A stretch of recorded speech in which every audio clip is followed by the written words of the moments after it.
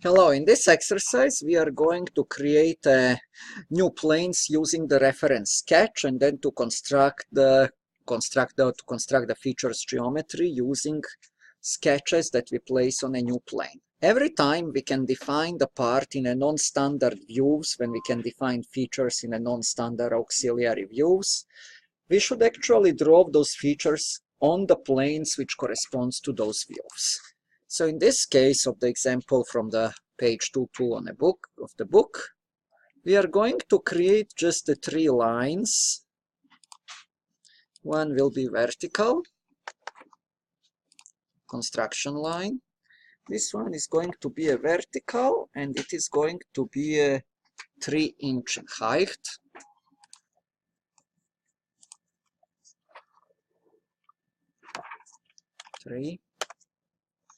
Now we are going to create a horizontal line as a center line, construction line, horizontal line, and that horizontal line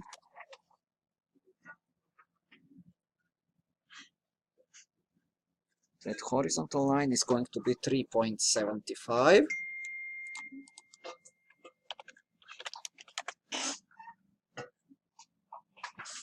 And then we are going to create an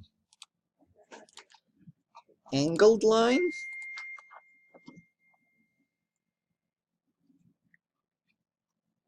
And that line will be under the 120 degrees. That line length is going to be a 5-inch. Aligned length, so not horizontal and not vertical, but a true aligned length. And lastly, that line will have an angle, actually angle between the vertical and the line, going to be of 120 degrees. That fully defines my sketch. Okay, I will use endpoints of these lines now to create an auxiliary planes. My first plane will be parallel plane, where I will use the top reference plane and upper end point of the vertical center line. So if I go to a features, and if I go to a reference geometry and insert plane, first reference, I'm going to open my parametric tree and call the top plane, and I will click on a parallel. And the second reference will determine how high that plane will be, and that's this point. That is my plane 1. Now, second reference will be perpendicular to this line and going through the point. So I'm going to call the plane, and I'm going as a first reference to choose the line. But then I will choose that the plane is perpendicular to a line, and second reference will be a point on the line that will define the position of that plane. And as you can see, this plane is fully defined. That's my plane 2. And finally, my plane 3 is going to be at the angle from the top reference plane, horizontal center line, and 60 degrees angle over the horizontal center line. So I'm going to insert a plane. And I'm going to choose as a first reference will be the top reference plane, which is from here. Second reference will be under angle, and the angle is going to be of a 60 degree. And I'm going to choose as a second reference for the angle my horizontal line. And that will position my plane here. And as you can see, the plane is a fully defined. Just see something here. If I flip the...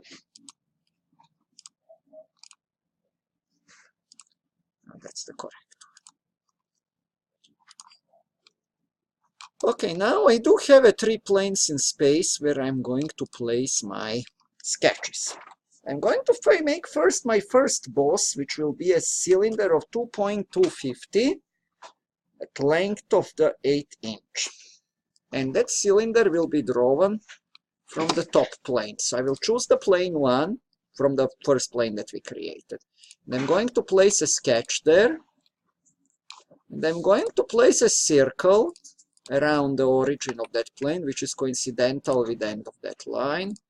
And that diameter of the circle is going to be a 2.250. And now I'm going to extrude that circle down for the 8 inches, reverse direction, and it's an 8-inch boss. So here is my first feature.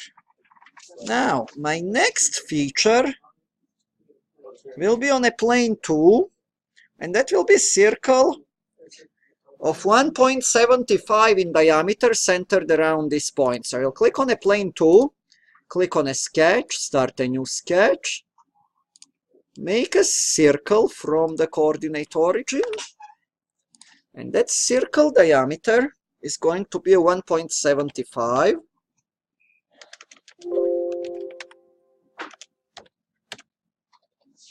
And I'm going now to use up to surface extrusion conditions. So you can see I'm going to extrude this tube up to the surface of this cylinder. So if I go to features, extrude boss base, I will change the direction, and it will not be a blind, it will be up to a surface.